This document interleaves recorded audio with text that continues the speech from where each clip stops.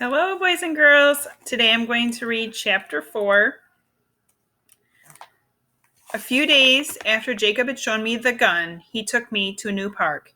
There were several people, most of them men, a few women, sitting at long tables, and I noticed that a lot of them had guns as well. They called out to us. "Sit down, Jacob. Is this the new dog? Haven't seen you in a while." Hey, Jacob. Hey, Jacob made it. Somebody take a picture." This didn't seem to be work. The people at the table were talking and laughing and eating.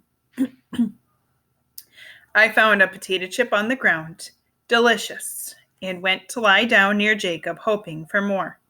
Jacob was eating, and someone had given him a brown bottle to drink from, but he wasn't talking or laughing like the rest of them.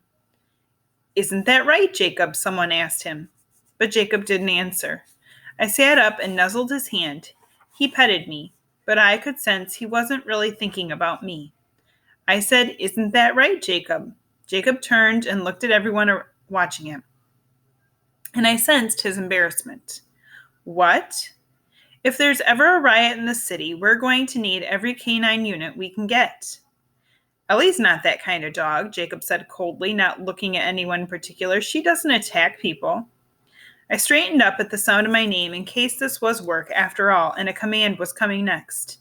It didn't, but everyone was looking at me now. I moved a little closer to Jacob. When the rest of them started talking again, it was to each other. No one spoke to Jacob. I nuzzled his hand again, and this time he scratched my ears. "Good dog, Ellie," he said softly. "Let's go for a walk." "Huh? Walk?" That was a word I knew and one I liked. I wagged my tail with enthusiasm. A walk was almost as good as more potato chips. There was another playground at this park, the human kind, and some paths that wound around. I barked at one squirrel that was enough of a show-off to run past a foot away. But mostly I just walked at Jacob's side. We ended up by a wide, deep pool. Water was shooting up out of the middle of it in a white spray and bubbles. I stuck my nose in and lapped up a little just to see what it tasted like. Yuck! Something sour and chemical had spoiled this water completely. I shook my head hard. Jacob chuckled. "The fountain doesn't taste like your water bowl at home, huh?" "Okay, Ellie." And he picked up a stick. "Get it. Fetch."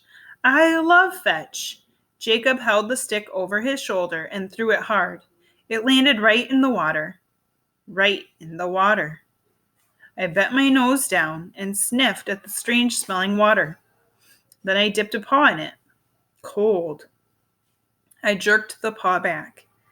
I wasn't a little puppy scared of my own water dish anymore, but still, I didn't really like this. That was a lot of water. I knew what Jacob wanted, though. He wanted me to get the stick for him. He never liked to lose his sticks for long. I put 2 paws in, expecting to support myself with my forelegs. But to my utter shock, I didn't touch bottom. I fell in the pool. The water flooded into my eyes and nose.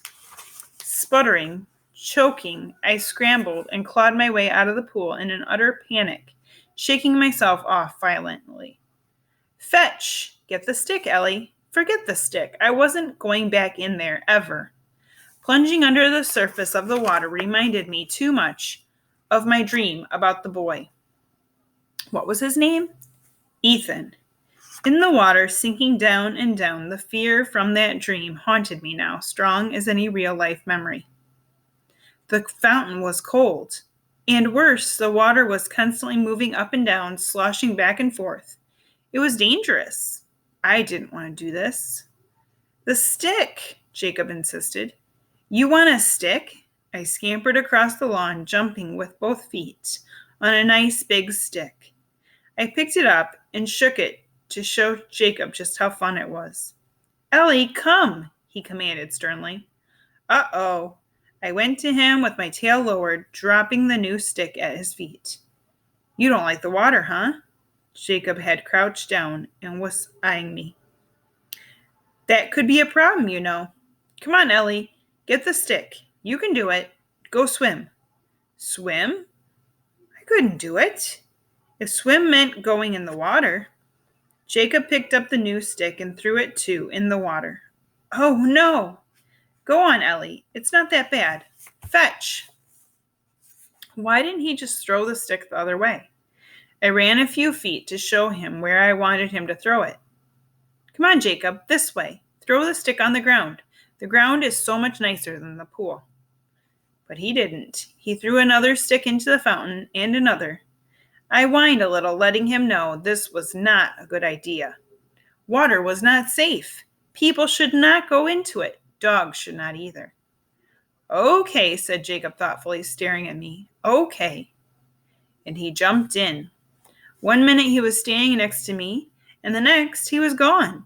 He flopped forward in the water, made a few motions with his arms, and sank. He sank. Just like that boy, Ethan. I barked so Jacob would know to come up, and I paced back and forth by the edge of the fountain. Jacob! Jacob had gone into the water. He hadn't given me a command, but I knew what I was supposed to do. I was supposed to fetch him, the way I was supposed to fetch the sticks.